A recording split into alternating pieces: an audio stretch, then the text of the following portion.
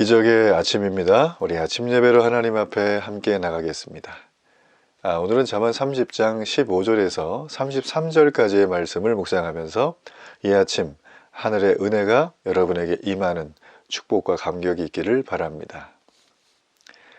사람들은 세상을 바라보는 자기만의 관점이 있습니다. 어떤 사람은 동일한 사물이나 상황을 보더라도 다양한 해석을 하게 되어지죠. 창조되어져 있는 모든 피조세계들, 나무라든지 꽃이라든지 어떤 사물이라든지 또 창조된 것들을 재료를 조합해서 만든 인간이 살아가는 데 필요한 어떤 편리한 물건들, 도구들 역시 그 쓰임에 맞는 목적이 다 있죠. 자, 그렇다면 사람은 어떤 쓰임에 맞는 목적이 있을까요? 먼저 사람은 하나님의 형상으로 지음받았다고 합니다. 하나님의 형상으로 지음받았기 때문에 저마다 꽃이면 꽃의 목적, 나무면 나무의 목적, 또 물이면 물의 목적, 공기면 공기의 목적이 다 있죠. 자, 이 모든 것들의 목적은 뭘까요? 두 가지인데 하나는 생명과 다 연결이 돼 있죠.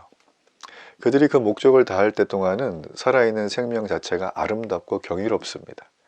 자, 또 하나는 그 모든 생명들이 모여서 혼자 플레이하는 게 아니라 하나의 조화로운 하모니를 이루는 하나의 공동체를 보여주는 게 사실 우리가 인간을 제외한 모든 피조세계의 목적이라고 할 수 있습니다. 자, 그렇다면 이 인간은 이 피조세계를 바라보며 많은 생각을 하게 되죠. 감정의 표현들을 하게 됩니다. 사람은 하나님의 형상으로 지음받았기 때문에 영적인 존재라 이 피조세계를 바라보며 하나님의 놀라운 솜씨, 창조할 때가 하나님의 마음, 이런 것들을 우리가 미루어 짐작할 수가 있죠. 그래서 우리는 그런 것들을 해석이라는 이름으로 오늘날 우리의 버전으로 현대적인 감각으로 얘기를 한다는 것입니다. 우리가 아침마다 말씀을 묵상한다는 건 죽어있는 수천 년의 성경의 어떤 역사를 가지고 우리가 다시 공부하는 게 아니라 그때도 살아있고 지금도 살아 역사하시는, 내가 다 담을 수 없을 만큼 크신 분이지만 그 크신 분이 나와 함께 한다는, 정말 도저히 머리로는 이해할 수 없는 이 초자연의 현상이 자연세계에 살고 있는 내게 임하는 사건. 그게 바로 여러분, 우리가 하나님의 말씀을 묵상하며 얻게 되는 세상이 넘볼 수 없는 은혜와 축복의 경지라는 것입니다. 그렇기 때문에 우리는 하나님의 형상을 받아서 동일한 해석을 하지 않아요.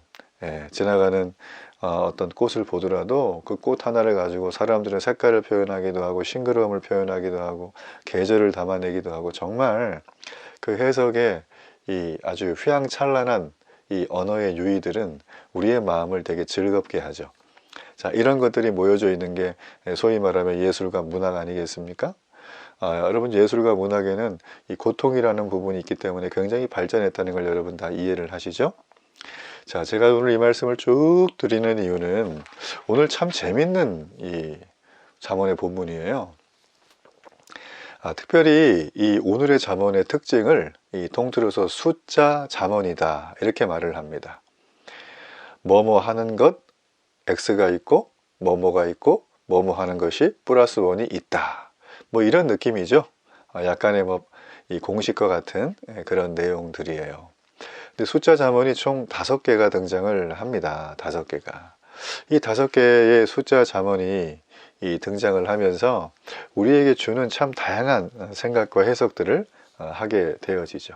저는 이 부분을 오늘 한번 여러분과 함께 좀 살펴가면서 다시 한번 이 아침에 하나님이 허락하신 놀라운 생명의 은혜 안으로 함께 걸어가기를 원합니다. 자, 먼저 우리가 살펴야 될 부분은 욕심에 대한 부분이에요.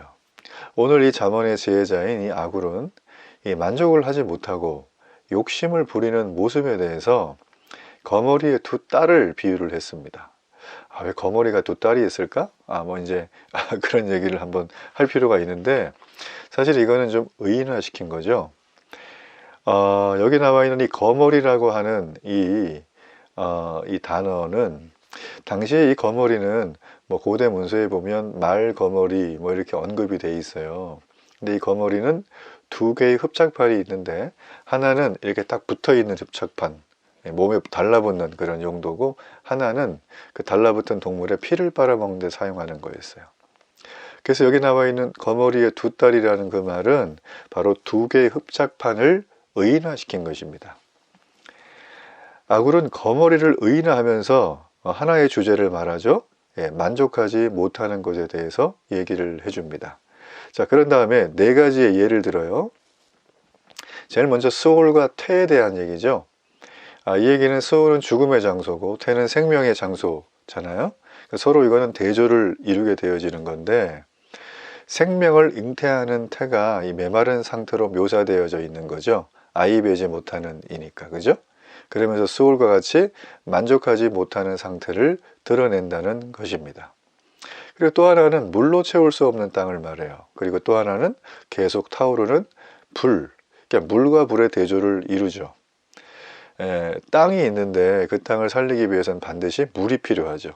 엄청난 양의 물을 부었는데도 생명을 살릴 수 없는 땅, 또 땅 위의 모든 것을 파괴하고도 만족하지 못하는 불, 어떤 만족도 없는 불이에요.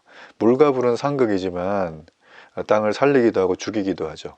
자, 이 두 개가 연결되면서 지금 우리에게 주는 메시지는 엄청난 아주 극심한 황폐한 상태를 말하는 것입니다. 정리를 하자면 이 수홀과 마지막에 언급되어 있는 불은 파괴적인 성격을 띠죠. 그러나 이 태와 땅은 생산적인 성격을 띄어야 되는 게 맞아요. 그죠? 생명의 태, 생산적인 땅. 근데 태와 땅이 생산적인 기능을 상실한 것을 묘사해주고 있거든요. 이 얘기는 뭘까요? 하나님의 원래 창조되어 있는 피조 세계가 창조의 질서대로 움직이지 않고 파괴되어져 있다라는 것입니다. 그러면서 17절은 재밌어요. 바로 이어서 이런 얘기를 해줍니다. 부모에게 불순종하는 자에 대한 경고를 얘기해 주는 거예요. 자, 17절에 보면 아비를 조롱하며 어미를 순종하기를 싫어하는 자의 눈은 골짜기에 까마귀에게 쪼이고 독수리 새끼에게 먹히리라, 이렇게 되어 있어요. 엄중한 경고죠. 그러니까 잠언에서는 부모에게 불순종하는 것에 대해서 이렇게 하나님은 패턴을 잡으세요. 자, 창조 질서를 어기는 행동이다. 창조하신 하나님이 볼 때 부모에게 불순종하는 것은 곧 내게 하는 것이다. 하나님은 그렇게 얘기를 하면서 이런 불순종하는 자에 대한 형벌은 그의 생명이 유지될 가치가 없다라는 거예요. 무서운 말이죠. 네. 여러분, 그렇기 때문에 지금 우리가 살핀 이 첫 번째 주제에 대해서 만족하지 못하는 존재, 그렇죠? 어떤 특정한 상태에 이르렀음에도 불구하고 만족을 못한다. 그래서 이런 욕심을 부리는 자에게, 만족을 모르는 자에게 주시는 이 경고의 메시지가 이 첫 번째 내용이죠. 자신만 생각하고 욕심을 부리는 이들의 악한 행동은 감출 수가 없어요. 그래서 세상에 어떻게 됩니까? 악영향을 미치게 된다라는 것입니다. 자, 그리고 우리가 또 하나 살펴봐야 될 이 부분이 등장을 하게 되어지는데요. 바로 이 두 번째 숫자의 잠언이죠. 이 18절에서 20절까지 있는 내용인데, 기히 여기고도 깨닫지 못하는 것들을 얘기를 해요. 그러면서 독수리의 자치, 뱀의 자치, 배의 자치, 남자가 여자와 함께한 자치를 언급한다는 거예요. 자, 이런 것들은 어떤 인간의 관찰이나 지혜를 뛰어넘는 신비의 영역에 속해 있다는 것을 우리에게 보여주죠.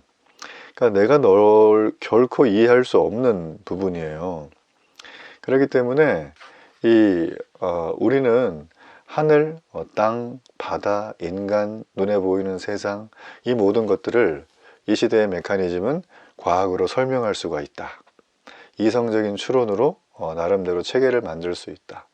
저는 이 과학과 이성적인 체계는 우리가 살아가는 이 세상과 피조된 이 사물들을 설명해 주는 데는 굉장히 적합한 학문이라고 생각합니다. 그러나 과학 만능주의는 우리가 철저히 경계해야 된다. 이성과 합리만이 모든 걸 해결할 수 있다고 하는 맹신에 가까운 종교적인 신념은 우리가 구별할 필요가 있다.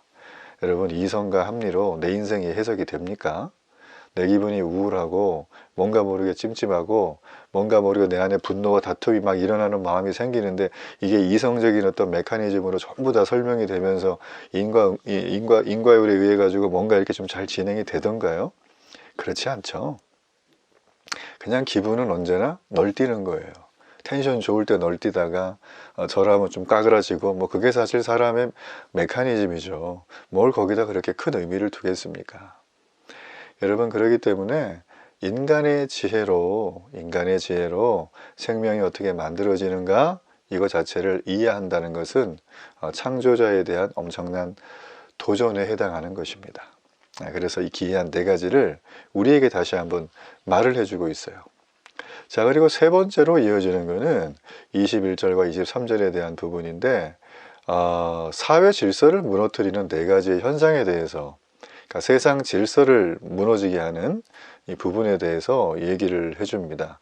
이것 때문에 어떻게 되냐면 땅이 진동하고 정말 살아가는 게 고달프다는 그런 얘기를 해주죠. 자, 그 네 가지는 어떤 것일까요? 이 첫 번째는 종이 임금이 되는 거예요. 둘째는 미련한 자가 음식을 배부르게 먹는 거예요. 셋째는 미움받는 여자가 시집을 간 거예요. 넷째는 여종이 여주인을 몰아내고 자리를 차지한 거예요. 자, 이런 일들은 가만히 보게 되어지면 종이 임금이 된다. 뭐 안 되라는 법은 없지만 종으로 살던 사람이 임금이 되면 이 한 나라와 한 민족 전체를 이끌어가는 탑 리더십으로서 훈련된 삶이 없었기 때문에 뭐 조금 있을 수도 있겠지만 그 나라는 보나마나다. 국가의 존립 기반 자체가 이 사회적인 어떤 뭐 그런 부분들이 아마 굉장히 흔들리고 어려움을 당할 겁니다. 우리는 뭐 이 현실 이 세계에서 늘 경험하는 것들이죠. 이 사건 사고를 늘 접할 때마다 드는 생각은 아이고 저 사람은 저거밖에 못하나 이렇게 생각을 하지만 여러분이 그 자리에 앉으시면 저거보다 더 잘할 수 있으실까요? 네, 우리 그 부분에 대해서는 각자 나름의 해답을 좀 얻어보시면 너무나 좋겠어요. 그러니까 다 알고 있다. 내 취향이 이런데 나는 확고한 생각을 가지고 뭐 이렇게 삶을 결정하고 나의 종교를 정하고 관계를 형성하고 그렇게 사는 분들도 계시지만 드물어요. 그런 분들은. 이렇게 살아보면서 대화를 해보면 많은 분들이 어릴 때 내가 삼겹살 싫어하다가 지금은 삼겹살 너무 좋아한다 하는 것처럼 삶의 중요한 주제들이 있어요. 그죠? 삶의 아주 중요한 주제들, 그런 중요한 주제들에 대해서 사람은 시간이 지나며 바뀝니다. 계속 바뀌어요. 여러분, 그렇기 때문에 종이 임금이 안 되는 법은 없지만 그렇게 되면 국가의 존립 기반과 사회의 질서는 다 무너지게 될 것이다. 배가 산으로 가는 거죠. 자, 그리고 나서 그 다음에 이어졌던 세 가지는 말 그대로 이것도 사실은 좀 이 일반적인 어떤 그 사회적인 윤리나 또 우리 가정생활의 윤리, 또 하나님의 공의로운 법 집행 같은 것을 볼 때 이거는 뭐 그냥 세상의 질서를 무너뜨리게 되는 그런 것들이죠. 이 잠언에서 이 미움받는 여자, 이건 이제 행실이 지혜롭지 못한 여인을 말하는 건데, 이런 여인을 뜻하는 게 어리석은 여인, 미련한 여인, 심지어는 음녀라고까지 말을 해요. 그러니까 이러한 여인이 가정을 이루게 되면 또 다른 희생자를 양산하는 것입니다. 여러분, 그렇기 때문에 자녀를 너무 나무라지 마세요. 물론 자녀가 독특해서 정말 배은망덕한 그런 자녀가 있을 수도 있죠. 더러는. 그러나 대부분 그 자녀는 지혜롭고 현숙한 엄마와 사랑과 말씀과 믿음으로 충만한 아빠를 통해서 키워진다는 걸 여러분 기억할 필요가 있습니다. 자, 우리가 이제 또 하나 살펴야 될 거는 네 번째인데 24절에서 28절에 대한 부분이죠. 자, 여기는 굉장히 작은데 지혜가 넘치는 동물들을 말하는 거예요. 자, 여기 보게 되어지면 어떤 것들이 있을까요? 여기 보면은 개미죠. 여러분, 개미는 느낌이 딱 오지 않습니까? 너무 작죠. 힘이 없어요. 근데 개미는 뭘 잘해요? 미래를 준비하는 지혜로움이 있다. 자, 그 다음에 사반이라는 동물이 나오는데 사반은 너구리 정도로 생각을 하면 됩니다. 이게 뭐 정확한 명칭이 나오지 않았지만 이 뭐 너구리가 아닐까, 오솔이라고 번역한 뭐 성경도 있어요. 아무튼 이 사반은 약한 동물이죠. 근데 큰 동물들이 쉽게 이렇게 접근해서 이 공격을 할 수 있는데, 희한하게도 얘의 장소 은신처는 바위 사이에 있다. 그러다 보니까 굉장히 안전함을 이렇게 유지를 하죠. 자, 또 하나, 메뚜기는 때로 막 움직이잖아요. 메뚜기 떼가 쫙 지나가면 그냥 넓은 이 곡창지대가 초토화가 되는 일들이 많이 있는데, 이것도 하나의 정말 제가 볼 땐 재앙이에요. 근데 메뚜기가 이거 하는 뭐 앞에 왕 같은 리더십이 있나요? 이쪽으로 가자 저쪽으로 가자. 없는데 어떻게 움직이죠? 때를 지어서 움직인다. 참 신기한 거예요. 굉장히 작은데 한 마리만 있을 때는 뭐 손바닥으로 치면 죽을 수도 있지만, 이게 셀 수 없이 많을 때는, 눈앞에 새카맣게 많을 때는 우린 도망가야죠. 메뚜기 때는 당할 수가 없습니다. 자, 그리고 도마뱀 얘기하죠. 이 도마뱀은 참 희한한 동물이에요. 여기 보게 되어지면 도마뱀을 여러분 어떻게 설명을 했냐면, 손에 잡힐만 한데 왕궁에 있는 도마뱀이다, 이런 얘기를 했어요. 자, 여기 보면 이 도마뱀은 사람에게 쉽게 잡힐 것 같이 보이지만 잡히지 않고, 심지어는 최고 권력자가 살고 있는 왕궁에서도 이들은 살고 있다는 거예요. 자, 지금까지 언급한 동물들은 뭘까요? 연약하지만 굉장히 지혜로운 동물로 묘사하고 있는 거죠. 왜 지혜로울까요? 그들은 작지만 창조 질서에 순응하며 살지 않은 인간보다 훨씬 더 지혜로운 존재라는 걸 성경은 우리에게 반어적으로 설명을 해주고 있는 것입니다.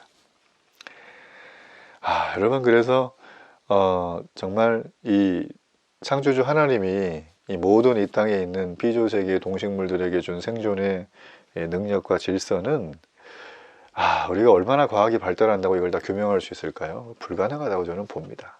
아무리 뭐 이게 뛰어나다고 해도. 그러니까 여러분, 우리가 그 지혜로운 동물을 통해서 창조주 하나님의 손길을 우리가 다시 한번 경험을 할 필요가 있죠.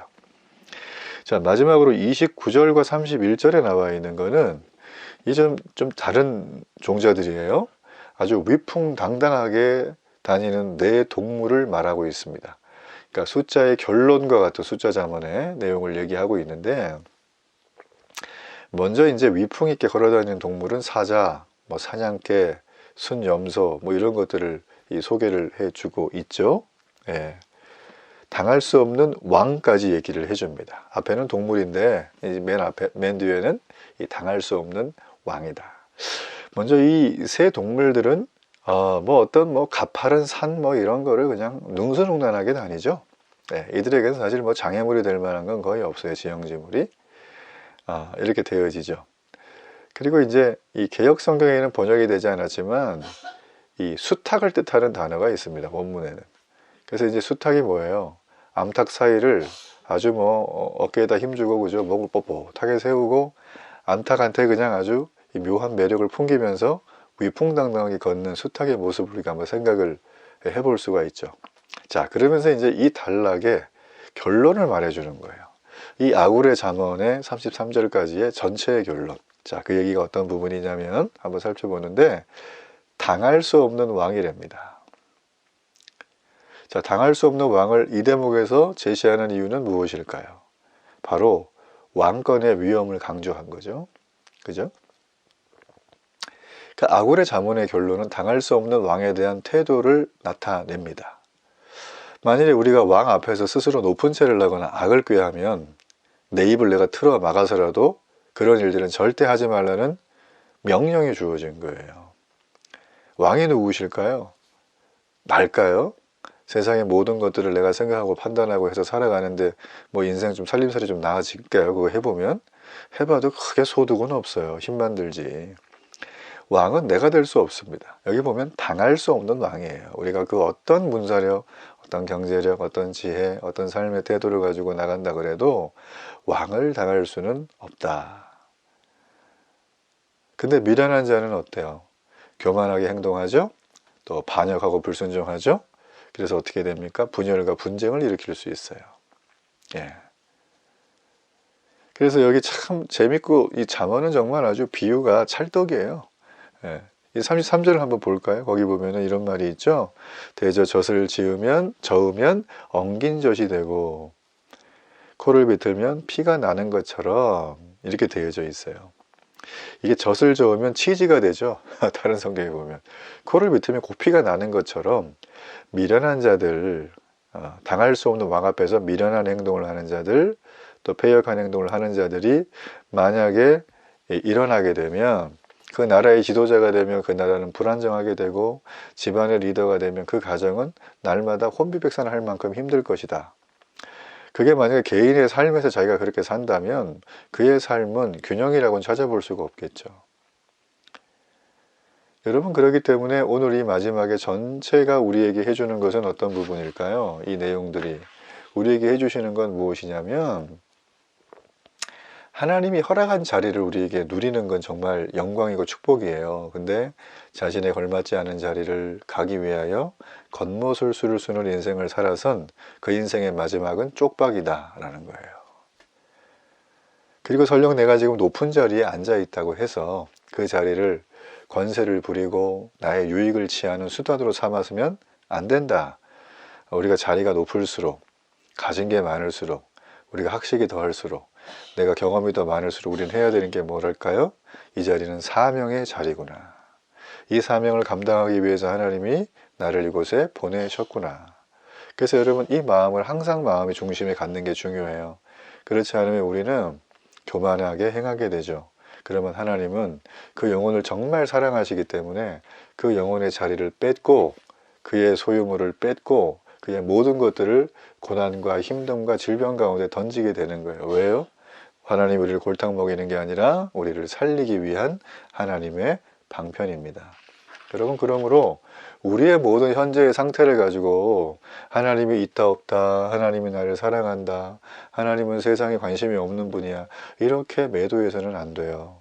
우리가 하나님을 알만한 것들은 사실 우리의 지성과 이성으로 알만할 수 있는 것들은 별로 없어요. 오직 하나님의 말씀에 나와 있는 것들, 그분의 숨은 의도를 우리가 명확히 알아갈 때 우리는 어떤 상황 속에 있어도 우리의 신앙이 점점 자라게 될 것입니다.